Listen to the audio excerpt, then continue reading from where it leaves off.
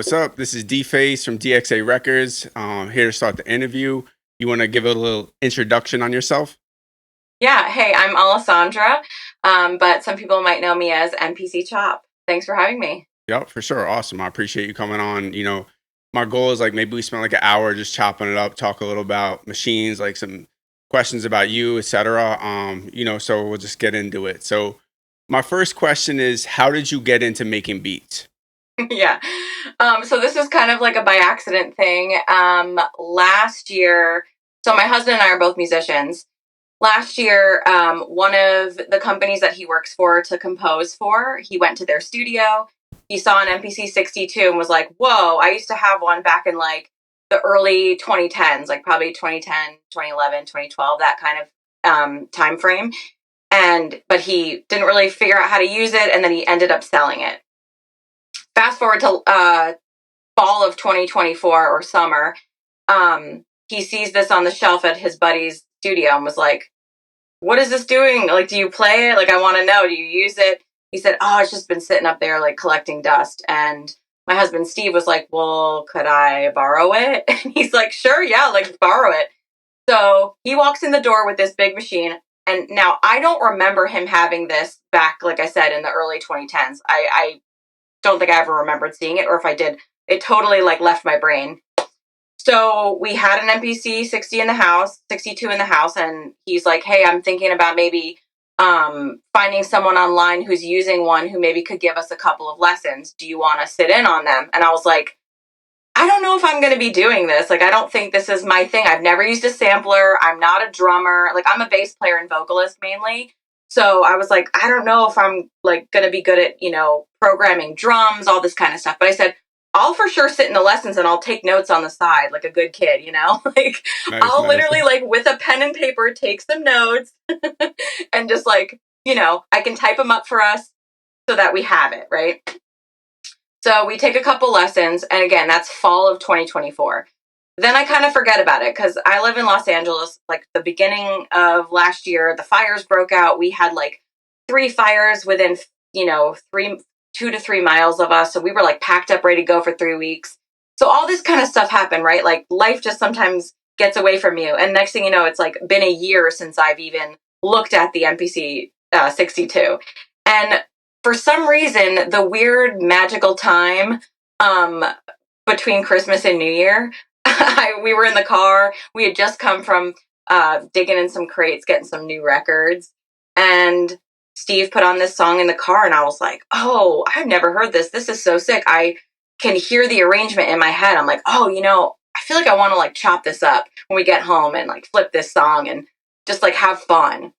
So we get home, we set it up. And again, we didn't set it up in the studio because I was just not planning on doing anything with it other than just having fun. And so set it up like literally where we eat dinner, like on the countertop. Nice, nice. Just like, again, this is just literally for fun. This is for me. This is for me to just like have a good time, hang out. And I had never actually made a full like beat on it before until that moment. And that was 2 weeks ago today. Okay. So it's a very, very new process for me. But long story short, we did have to give that other MPC 62 back to the friend who let us borrow it for like a year because he was keeping it in the family. I think someone in his family was buying it.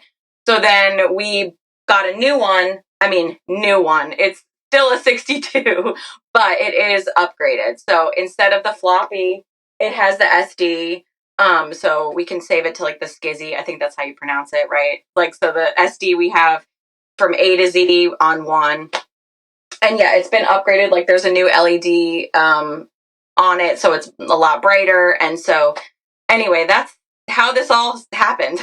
Okay, yeah, that's kind of a crazy story, and that's more compact than I would have thought it would have been. And it's also crazy that it like started with something on a random shelf that your husband had a connection to. It came home with you like a lost puppy. Like we gotta give this guy a home, And out of all the things that could have came home with you, it was a 62. So The first Yeah. MPC that your husband had, it was a 62 or a 61? Because like It was also a 62. okay. And he actually found the he found the Craigslist posting that he had put up to sell it in like 2012, and I think he was selling it for like 550.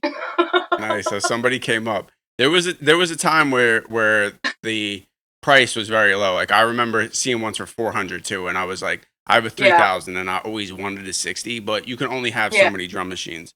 And now when I look, Yeah. like I don't even know what a 62 costs, like over 2 grand, over 3 grand. Yeah. So Yeah, they're expensive. I mean, if they're like fully up, like, this is the new operating system, so I'm sure. And again, like, no one quote me on anything because I'm not like a super technical person when it comes to this. Again, this is like, pretty new for me, but I do know it's the newest operating system. I'm sure if there was one that had not been modded and it still had the floppy, or maybe it like had, the floppy wasn't working, or there were like some issues, I'm sure maybe it wouldn't be that expensive. But I know the ones that are like now fully upgraded and they have all the bells and whistles. I mean, as many bells and whistles as you can have on the on the 62. But yeah, I was curious, like, what, because again, for me, this is the only one I've ever touched and ever used and ever tried to use. Like, and it's funny because people on my videos will be like, why didn't you just get, X one, or why didn't you just get this one, or why didn't you get, and I'm just like, I don't know, this is the one that fell into my hands and the one that like I took notes on, and this is the one that like this I is the just puppy feel that like, came home with us. yeah, so I'm curious, like, which ones do you use, or which ones did you find like the most, like you felt the most connected with using? Okay, so one summer I worked like every day, right? And I was like, I'm gonna buy a drum machine. So I was Yeah. working every day and I saved up a bunch of money. Like I didn't spend any of the money on anything else besides, like with the goal of buying this drum machine. Yeah, So I I went love on that. Craigslist and I saw a drum machine called the 3000. And I was like, Hmm. 3000, that's gotta be better than a 2000, right? Like it has more thousands. So I knew nothing other than the fact that I'd seen people use Yeah. 2000s and that a 3000 was a higher number. So I went to Right. get it, and like even like when I saw it the first time in person, I'm like, damn, that thing's big. And I had seen people use 2000s, and the screens look different. It shows you the waveform and everything on Oh, the cool. yeah on the so you can see like a picture if you're chopping up a snare, you can see like that's a snare, right? Hmm. So when I first started using the 3000, I was like, there's not even a picture on this thing. And at the time, there was no go on YouTube and watch a video, right? Like you'd read the manual that comes Hmm. with it, the fucking phone book, where 5 pages of it Hmm. might have something to do with what you're trying to figure out. So the 3000 Yeah. was the first drum machine I got. And it was almost like I said, I picked the 3000 because it was 1,000 higher than a 2000. So I ended up Yeah. really liking the 3000. I still have the same 3000 that I bought today. That's Yeah, amazing. yeah. And I've gone through a lot of gear, like in my life of owning Yeah. production equipment. There's been so many things where I was like, oh, I want to try this. I want to try this. Oh, I got Hmm. two of these and one of those. Like things used to be really cheap. You know how it is. Like you got synths behind you, right? Like so, your husband probably bought one. He's like, oh, but I need the other one. Or Yeah. yes. Yeah. So We have quite, I mean, between the two of us, because we're both instrumentalists, like between the two of us, we have everything that anyone could ever want to, if they wanted to come hang. We mm, have drum sets, we have guitars, we have basses, we have keyboards, we have a piano, we have amps, we have pedals.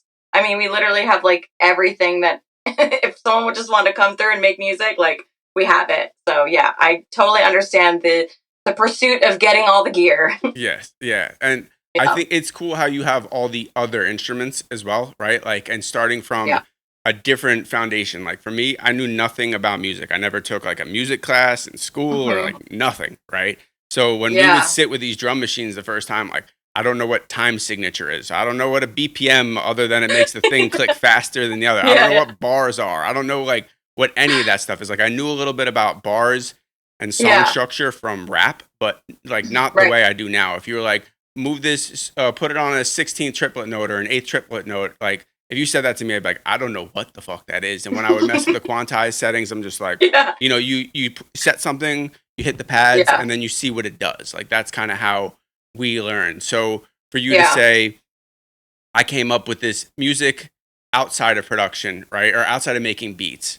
So Right. that's how I could hop on a drum machine and in a couple weeks, like have ideas in my head and kind of understand it. Like you have a little bit of the background that it takes to like digest this stuff. Yeah. I mean, and obviously, to date myself as you did you, like I'm a kid of the 90s. So like for me, listen, and also being from New York, you know, that hip hop that came out of New York specifically, or the East Coast sound like of the 90s, I feel like I grew up listening to that. So I think it's like that paired with being, you know, starting taking music lessons as like a 4-year-old. I think those two things combined, you're right, like kind of did have this foundation of the understanding of music. And then not just that, but my parents both being musicians and musical people. I grew up with all types of music. So I think the understanding and the foundation and the knowledge of a really broad spectrum of music helps to for me to have the innate understanding of like, ooh, what if I took this part and just soloed that part, or like, ooh, that, you know, that horn line is really cool, or like, oh, that guitar lick is sweet. Like I think my brain has always kind of worked that way, but I just didn't have anywhere to like put it until seeing that like, oh, I could do it here kind of thing, you know?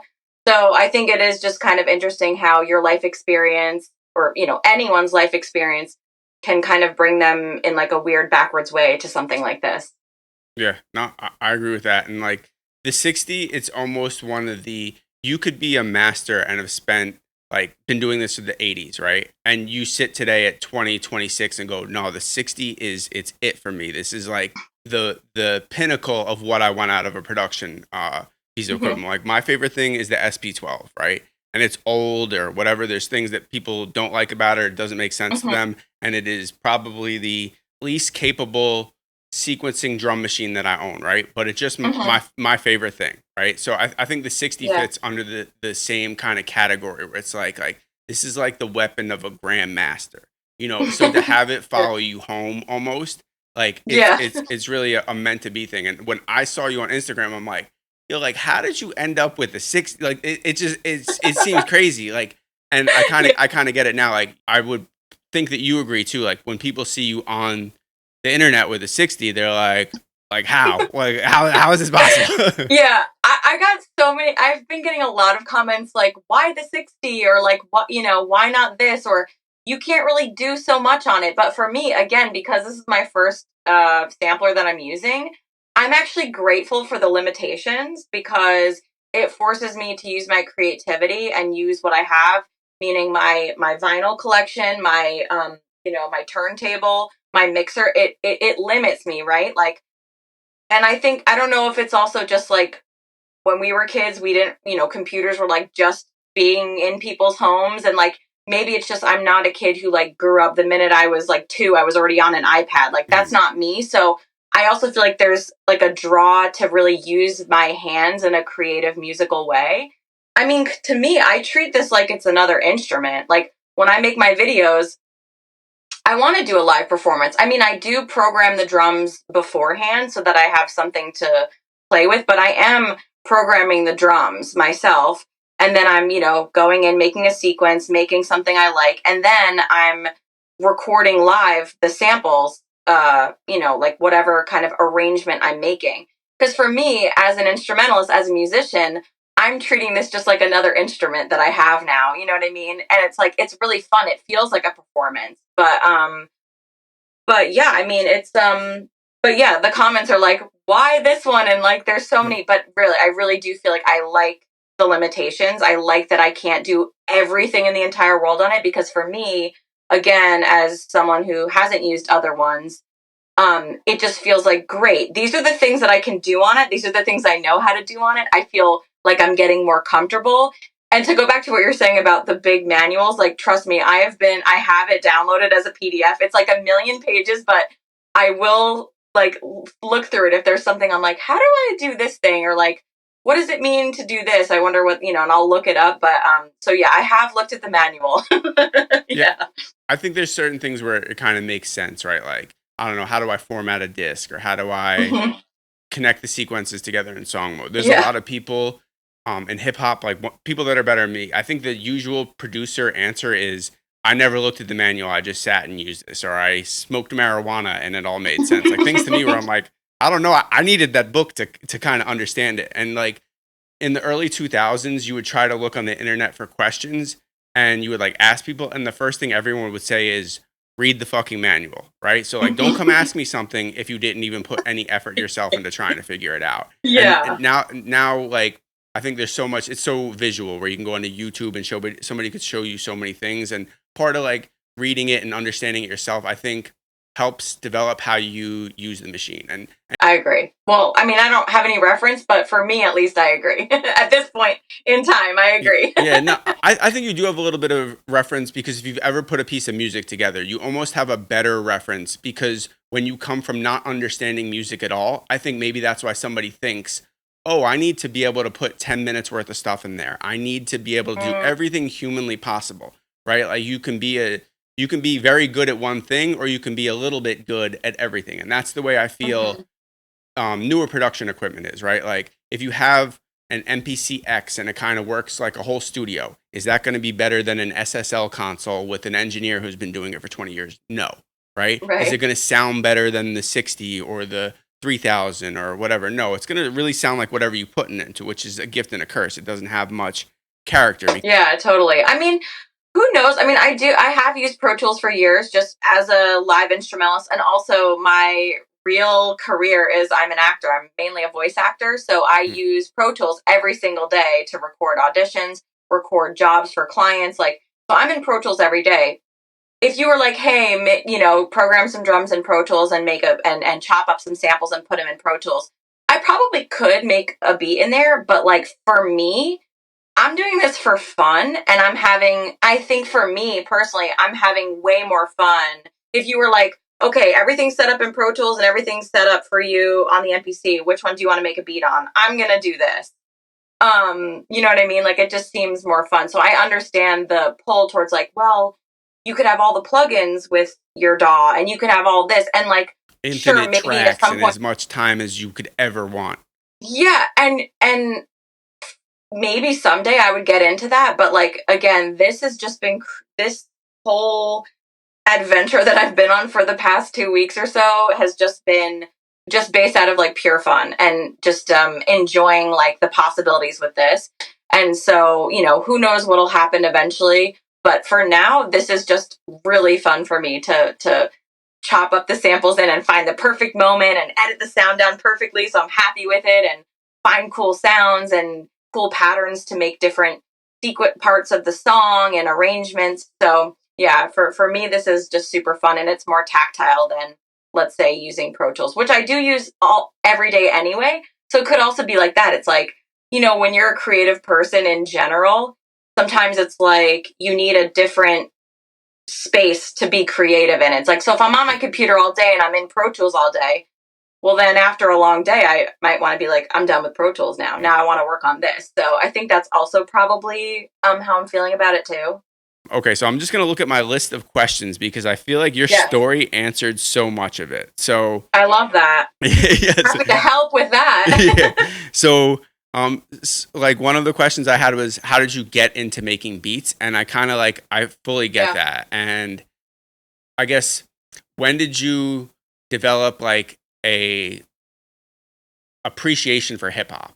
I feel like my main source of like entertainment was literally like music, Okay, so I would say, my appreciation for music was just since I was a kid, and specifically hip hop. I think, like I said, both my parents being musicians, they've always been very open minded about what music they're listening to. Like, of course, my dad, who's like a huge Motown and like doo-wop person, like he grew up in the Bronx and like, so he loves like Motown and doo-wop and like that kind of sound. So, I know that for him, he's like, oh, that was like the best music ever because it's like his childhood, right? Like you kind of cling to that stuff. But, that didn't mean that he didn't have an appreciation for like all types of music. And very similarly, my mother, like I specifically remember like going to Borders with her on like a release day of music and us going to the new releases and like my mom being like, let's pick out a release that we don't know about yet so we can like learn some new music. So I think there was always an appetite in my family to just like explore all types of music, not just the ones that you like love and are your favorites, but also to kind of like expand your awareness of different music and like what's popular. And what the trends are and stuff like that. So yeah, I would say like early on, I just really gravitated towards hip hop. I mean, I was also a big like 90s alt rock girl too. So I feel like I've kind of always had like a weird combined taste of like very opposite ends of the spectrum. But for me, it's like if it's good music, it's good music and I'm going to enjoy it. So yeah, I feel like hip hop was one of those that early on I just really gravitated towards. I don't know if it's because as a bass player too, like it's just you like really feel the rhythm too. It's just something about it that I was always really drawn to. And yeah. Okay, no, that's a good answer.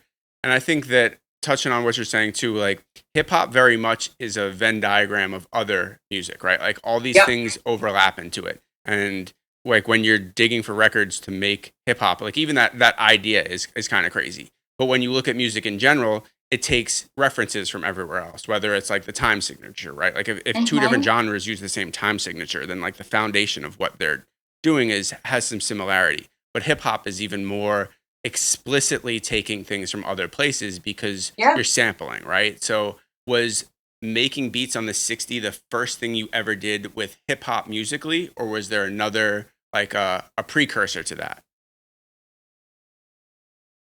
I feel like that this probably is my first time with uh I mean creating hip hop, I guess, or like creating like with the sound of hip hop. I don't want to say like creating hip hop, but you know what I mean. Mhm. Creating the sound of hip hop again, and kind of going back to what we were just talking about of noticing like growing up in a family who especially loved jazz. Like I remember too why I loved hip hop so much was like I'd be like, wait, that's Dan Getz on the saxophone. Like I know that sample, or I know what that song is. Mhm. You know, I know what that sax sample is from. It's from this song when he did a bunch of like bossa nova songs, or like it's like it was cool to kind of pick that out and be like, wait a minute, that's a jazz pianist, and they use that for hip hop. How cool is that? Or like, whoa, they sped up her vocals on this like old Motown tune. Like that's so cool. So I was just kind of going back to that for a second, but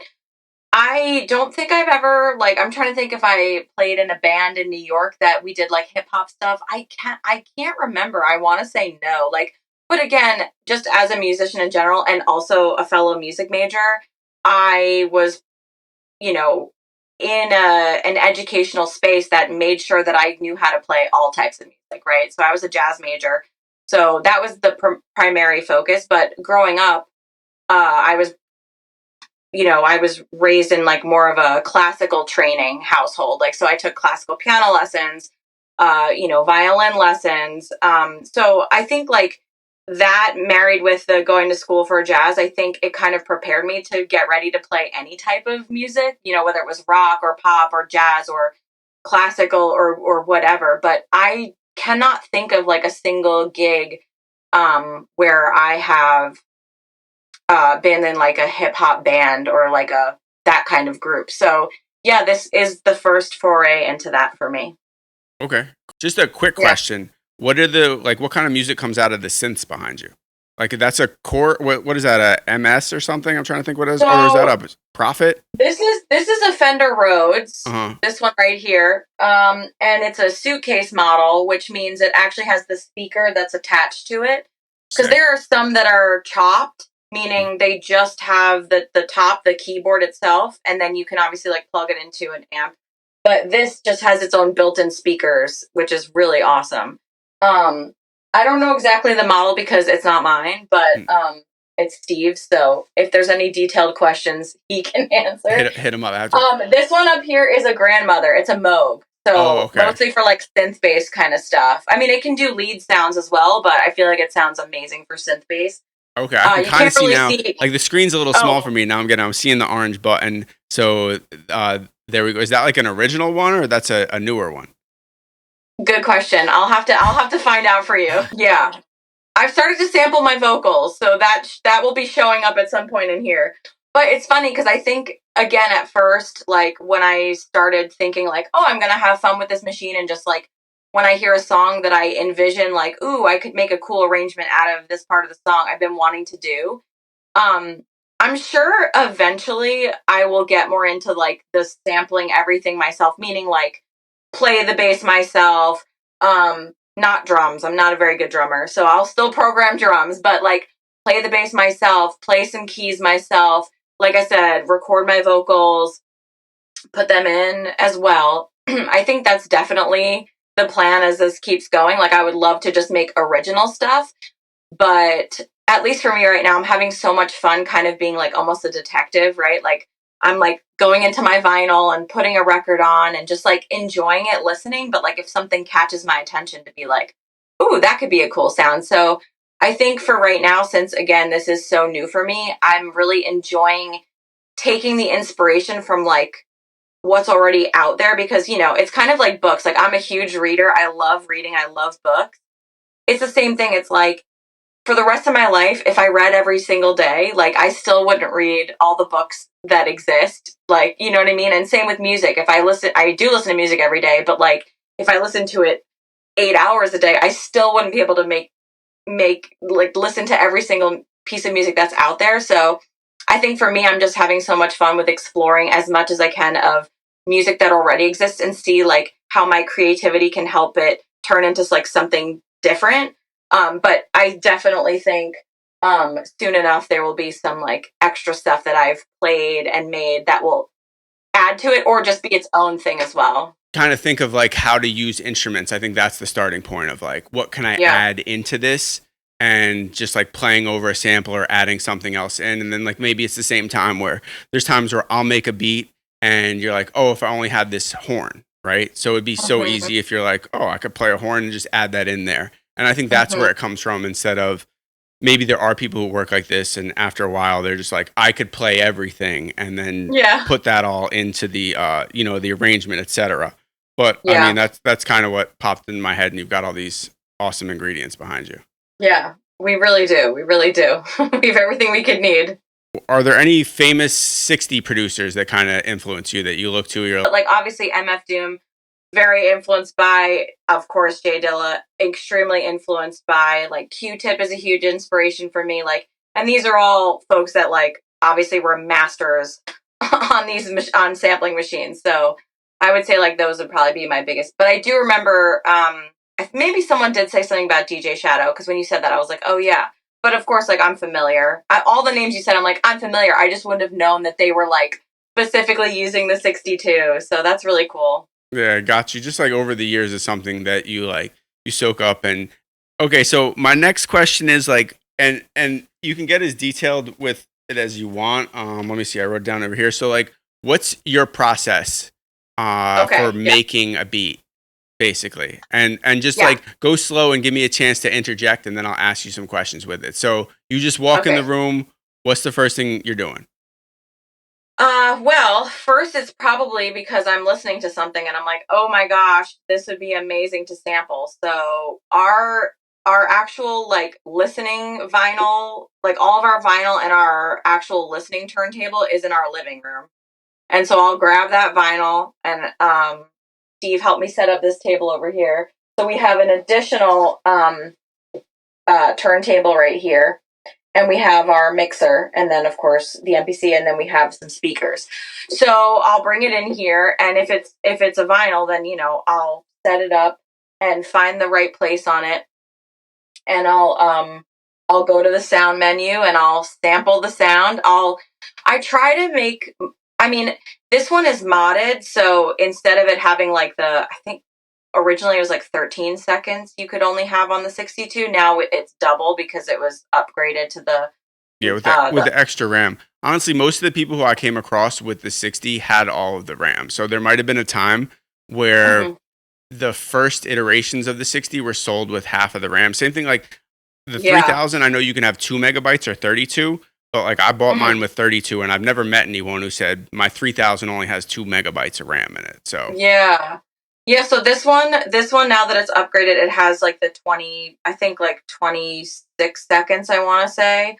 Um but I still try to make them as short as I can. Obviously, I can also go in and edit the sound after and then erase the beginning and the end so that I get more seconds back.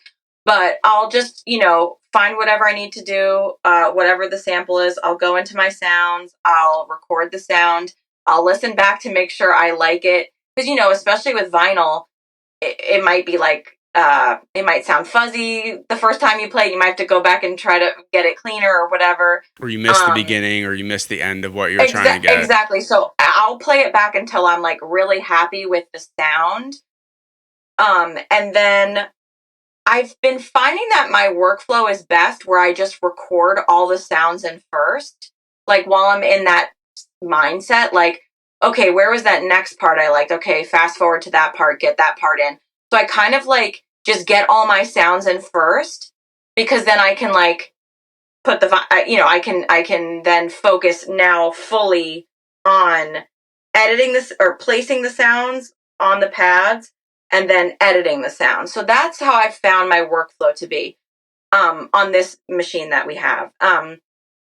So after I sample all my sounds in, I'll assign them to the pads that I feel I'll remember, or just like where it feels naturally good for me. So again, this is all just like just an experimental like learning process for me. So like I'm still kind of figuring out like how I like my workflow. But the past 2 times I've found that I really like getting all the sounds in first, and then I can solely focus on chopping everything up properly, assigning them to where I want. So after I've done that, I'll go and assign to every pad that I want, and I'll make sure I turn them all on mono, which I learned thankfully from an early follower who was very kind, who was like, you need to like mute the pad when you press the next one so it doesn't spill over. And I was like, I don't know what that means.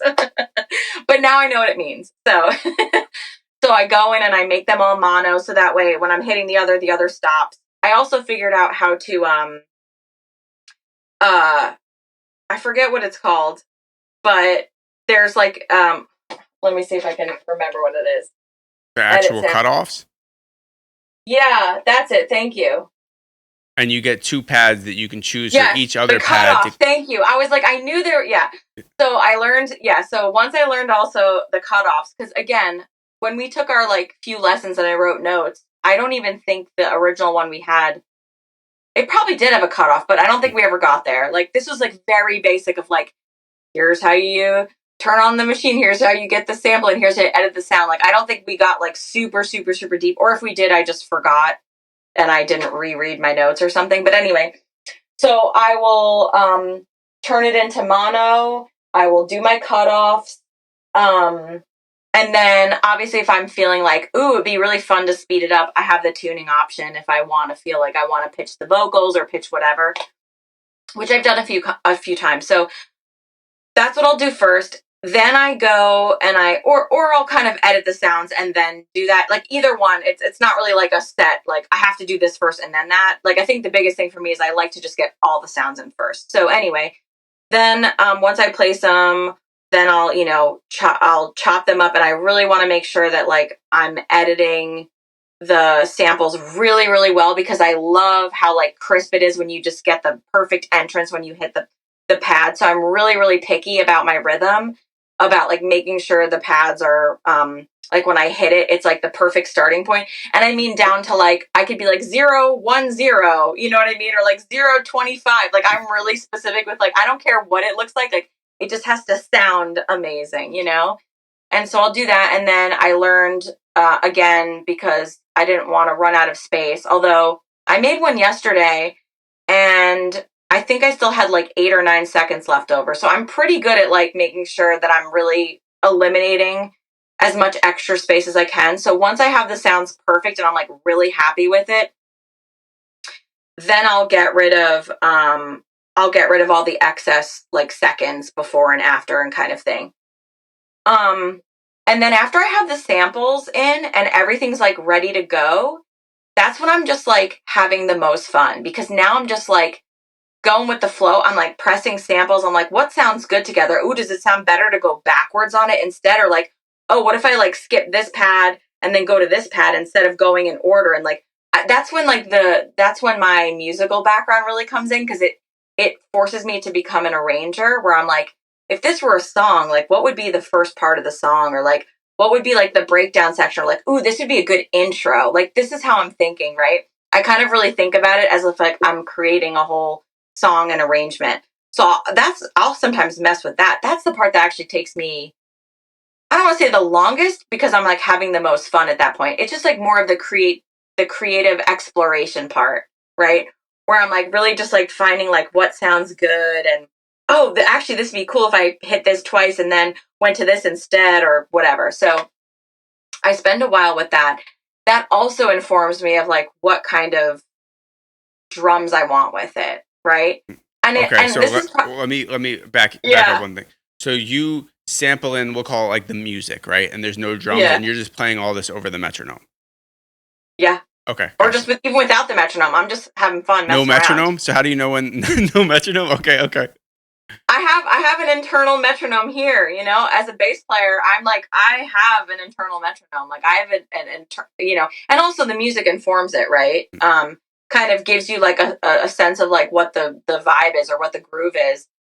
And I'm sure it's probably so backwards. I'm sure there's so many people who program the drums in first because they have a drum idea or like an idea of like how the drums would sound. And then they're like, ooh, what sample could go on top of it? But I think for me, and it could be because I'm not a drummer and I'm not thinking about drums first. I'm thinking about the sounds, the overall like sonic landscape of what I'm making. It kind of to me informs what I'm going to be doing drum wise. So Uh, after I figure yeah. out No, what, well, I'm oh sorry. yeah, go I'm ahead. gonna, I'm gonna interrupt you again. I think Yeah, that yeah. there's value to that as well because like if you chop up a sample and it comes out like real hard or real dark, but then you pick like some light airy drums, you'd be like, no, these aren't the right drums for this. All that did was help me keep things in time. So like Hmm. in my life, I've gone back and forth, and there's times where I'll make the beat with the drums starting, and there's times where I make the sample starting, and it kind of like there's positives to both, right? It Yeah, sometimes it can be weird in my opinion to yeah. create a rhythm with the samples and then try to fit the drums into it, right? Like you're almost like, especially if there's any percussive sounds in the sample, right? So you Hmm. kind of chop this up and then you're trying to fit drums over that, right? And I think like that was Yeah, one of the things that when I was younger, would like have trouble with, where it'd be easier if you start with the drums, you kind of build this rhythm and hmm, then you make sure everything you chop and apply is going to fit into that rhythm. yeah, But I to me, I see positives and negatives to both yeah. approaches. Yeah, I think too, just because, and it could be because, like, yeah, I don't actually even know why it's happened that way, but so far it's happened that way. I'm sure if, like, I had something in my mind where I was thinking about this drum beat or I was thinking about this groove, and I was like, ooh, I should get it in the machine, then I would do it that way. I'd program the drums and I'd get it to where I was sounding, and then I'd be like, ooh, I wonder what kind of samples I could find to match that. Like, I'm sure I could do it that way, but I think lately, or at least just what's been happening since I've started, is that I have these ideas of like, this sample's amazing. I want to use this. And then I build the drums around it. So, yeah, that's kind of how I've been doing it. And then, like I said, so once I'm happy with like the kind of feel and what I think I'm going to do, like arrangement wise, of like, this will be the intro and like, then this will be like the main hook. And then I'll go back to this part and then I'll go back to this part. Once I kind of have like an idea of like how I want it to sound overall, then I go in and I program my drums. Um, and I know you were saying before, like, I guess some people will just like go to, you know, whatever, uh, Splice or whatever, and they'll like they'll find a beat, like an already full done beat that they like, and they'll put that in. But for me, I like the creative. Well, first of all, the programming the drums is probably the thing I'm working on the most because I'm not a drummer and I I think to me that seems like it's like the hardest part for me right now. So in order to force myself to get better at it, I'm not just putting in like an already made drum beat. I'm like doing it all myself. Like trying to get good at like the finger drumming of like making sure it sounds good, the pocket's good. I'm really like in line with the metronome. Like I really want to get good at that myself. So that's why I've avoided trying to like just do ones that are already made. Sure, it'd make my life easier, but for me, I'm really trying to like I want to just try to get good at doing the drums myself. What I was referencing before was, so for me, when I get the drums, I do it the same way as the samples, where I take it off of a record. Like, just you find an Yeah. open part with drums and you chop that up. Like when we were Yeah. younger, it'd be like, almost be like magic. Like, oh, I found the open drum break, right? And then like Yeah. people who were really nice with digging would have like, could tell you like 100 records that are like that. So you kind of like build your collection that way. What I was saying is that I feel like nowadays there are people that don't dig for breaks, they go get like packs off the internet where it'll be like a folder that has kick 1, kick 2, snare 2, hi-hat, etc., and then never like crafted the chopping things apart off of a record and kind of like pulling that sound in and kind of crafting it all together. Instead, that's kind of what I was getting at, instead of saying like just taking like a 2-bar loop from wherever you got it from. Because I agree with you, that half of the fun is chopping up that break and programming the hits, right? It's so easy. If you ask me to make a beat in like 90 seconds, yeah, maybe I might take like a 2-bar loop of drums and then whatever sample I could chop in the other 60 seconds and as fast as possible put it together. But no part of that's fun. So that's kind of what I meant. So where do you get the drum sounds from? Yeah, well, thankfully I guess now, because it's 2026, like in the fall of 2024, when we were taking the few lessons, even though I hadn't really sat down at the machine yet, other than to like go through the things that they like, just to like get myself familiar with the menus, but I wasn't actually like sampling anything yet. I was just literally like learning, like I was going through every menu, just like seeing what things were and like, oh, if I wanted to do this, that's what it was. But what I had done was I went through like a lot of my iTunes and my own like personal music that I had on my computer, and I went in and was like, oh, maybe I can listen to stuff and find moments that I like, and if we have it on vinyl, get it on vinyl and record it in and have samples already chopped up through because I wasn't using this yet, so I was like, let me make folders where I've already gotten it from the vinyl, recorded it into my computer, like chop it up on Pro Tools and have it. So like if I want to use it, I can. So I basically had already like made a lot of stuff previously. And if we had it on vinyl, use it on vinyl. And if we didn't have it on vinyl, I would go in my, in my music folder and I would chop it up myself and use it that way. So like I had 2 different options. But chop it's like I don't Pro Tools? Like, yeah. Okay. All right. I'm just trying to connect. I'm just trying to connect where the music folder to the chopping to the drum machine. What they all do. Yeah. So I basically just had 2 different options, but it's almost like I'd given myself this gift previously of like, oh, I'm gonna chop all this stuff off and like have it ready to go. But it's like I didn't use the machine for like a year, so it was just kind of like sitting on my computer somewhere, and I almost like had forgotten about it. And then once I was like programming drums, I'm like, oh, I already did this work. Like I already did it through the vinyl into my computer, and I like made folders and chopped them up already. So it's like I had this like gift waiting for me that I had done like a year and a half, like, a year ago. So that was kind of cool. Yeah, I think that's helpful as well, because especially when you're trying to figure things out, if you have the roadblock of like, wait, what do I do now? And then you kind of have to like step away and go figure it out, right? Like that's not super helpful. But if that happens to me, I might walk away and then I come back 3 hours later and I'm like, oh man, I left the drum machine on, the Pro Tools on, and forget what I was even doing. Yeah, I think it's good. Yeah, like I agree. I think it's good to have both options. I think it's like, if I really do have the time, yeah, of course I'm gonna take it right off of the vinyl. But like I said, some of the drum stuff I had already previously done through like from the vinyl, but I had just put it in folders like digitally kind of thing. So it's like I had it when I needed it.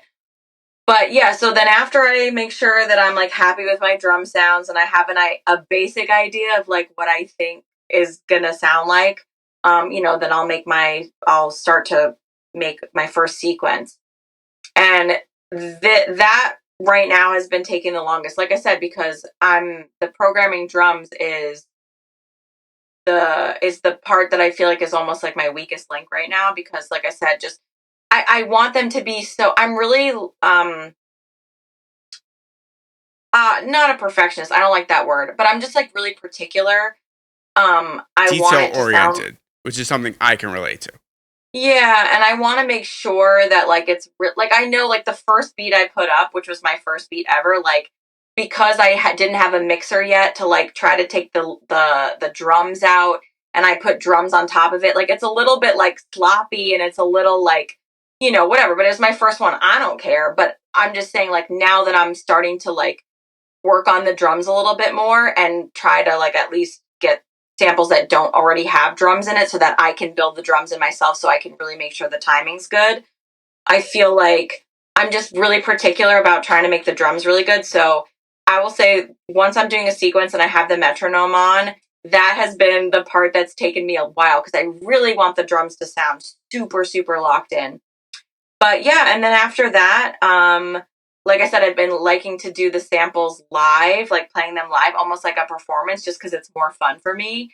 Like I know, I probably could just sequence it all myself and like let the song play. But for me, the most fun part of like making these videos now and just like having fun and making them is like I like playing them live. So yeah, once I feel comfortable with a sequence that I like, then I'll just start messing around with like the full arrangement, and then yeah, that's pretty much my process so Okay. far. I'll add one thing in that I know from being like a drum machine nerd. So Yeah. somebody like Madlib and Dilla, I know sometimes they would just like be in the studio and hit record and do the same thing and play it out. But what I did figure out the other day was that I could where was it?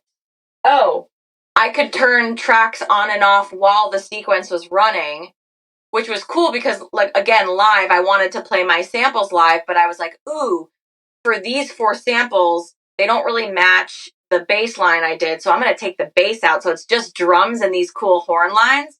And then when I'm ready to drop the bass back in, I know how to do that. So that's another thing I've just learned just over the past week.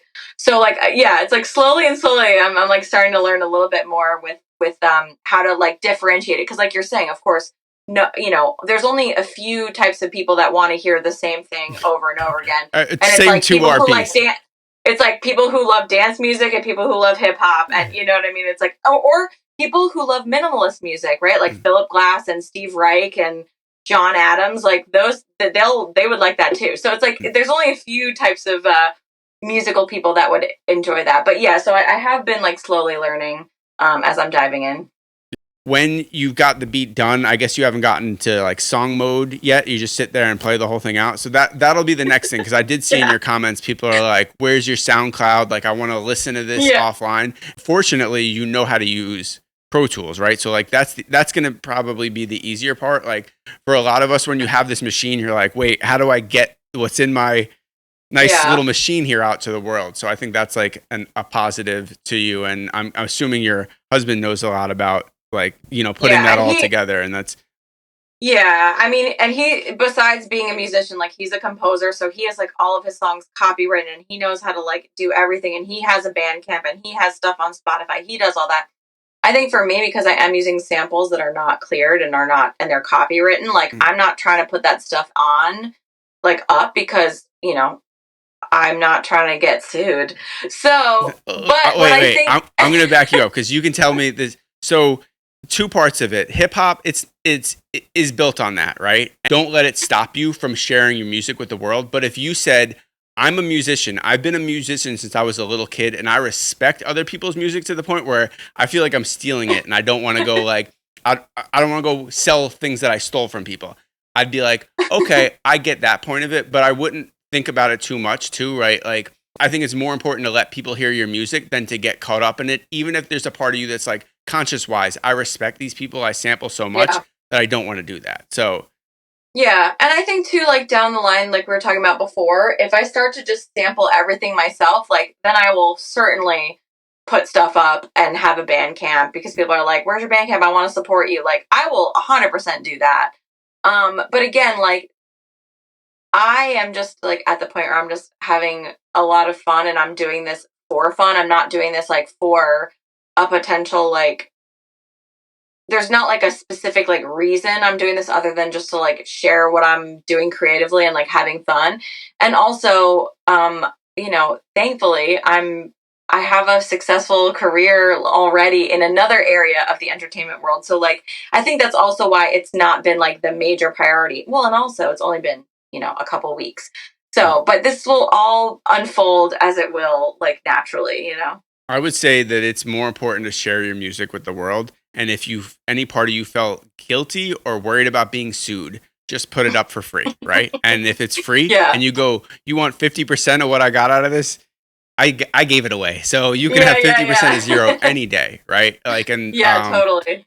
I have other questions that popped into my head. So can you explain to me your like record collecting process and like where it started from and like it not to like say it for clout, but like do you have like hundreds of records, thousands of records, like just Definitely definitely probably a few hundred at this point, but my parents' house, like growing up, they had, I think, a little over 1,000. So my parents had a really amazing record collection. And actually, I loved when they would talk about when they first like moved in together and they combined their record collections, like how many they had doubles of, which like, I don't know, that's like really sweet to me.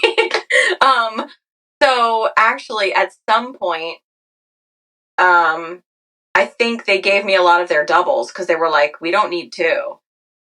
So I have a lot of their doubles, not a ton, but then, yeah, Steve had the majority of the vinyl. We went to college together, so we've known each other for a long time. I think like 18 years now. And when he graduated from Miami, he had bought this DJ's entire collection of vinyl with another friend. They like split. I think each of them had like 15 crates of records. So there were like 30 crates. So he, like, when his parents helped him drive home after college, they put all 15 crates in their like minivan and like drove it back to Boston. So anyway, so he had a ton at first, but then obviously over the years we like whittled them down. And then, you know, I'm from New York.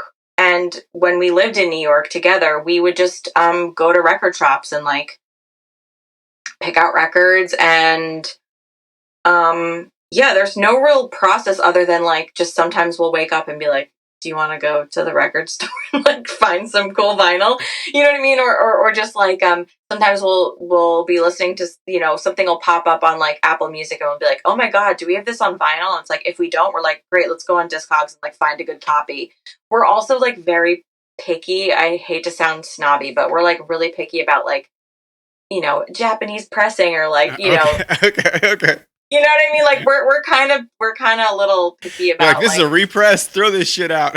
I mean, like we're just yeah, kind of a little bit, but yeah. So like we want to really make sure, and of course, if ideally they have a listening station at the record shop, and we can listen to it ahead of time to make sure it sounds good. Um, so yeah, that's kind of our process. There's really no like specific like type of music that we're looking for when we go. We're just like, I mean, we spend hours in there. I mean, I'm the kind of person too, like I hate feeling like I'm gonna miss out on something. So I will literally look through like every single record in the store. Like I really will. So, but we don't go in there with any like, we gotta pick up this record. It's like we have in our minds like what our favorite stuff is or like what we want more of. And like if we find it great, but we're always open to be like, what's this? This looks interesting. I'm gonna listen to it for a second and see if I like it or whatever. So no real process, just like spontaneous, go with the flow. All right, let me see if I got any other questions for you. I do like the fact that a bunch of the stuff that I had planned, you answered. I guess this will be one last thing that kind of ties it all together. So Yeah. you started with like, how did you get into using Pro Tools, right? Like what like digital Yeah. world, like, you know, taking it from a physical instrument. Like how did that all go? Yeah. So I learned how to use Pro Tools because of Hurricane Sandy. Okay. Because we lived in Queens at the time, and right after Sandy, there were no trains like going in and out of the city for like a couple weeks. And even if when they started to come back online, like we didn't have anywhere to go because like below 14th Street was all like, you know, everything was like a mess. Yes. And so Steve and I were like in our apartment with our other roommate, and we were just like making music because we were like, well, we can't go to work, like nothing's happening, you know, we're like New York is like a disaster zone right now. So we like really had nothing to do, and we were making music, and Steve was like, hey, can you do me a favor because I have the guitar set up in the other room with the amp and I have to be in there, but my Pro Tool session is in my room and I'm like, I hate running back and forth. Can you run my session for me? And I'm like, what? I don't know how to use Pro. You know, it's like you're saying, it's like I only knew how to use just actual instruments and like into an amplifier and like that's it. I never knew like the digital world of it. And he's like, I'll just teach you what you need to know in Pro Tools, and that'll be it. And I'm like, okay, fine. So I basically learned like over a span of like a couple weeks of like how to do the most basic things of like what I needed to do.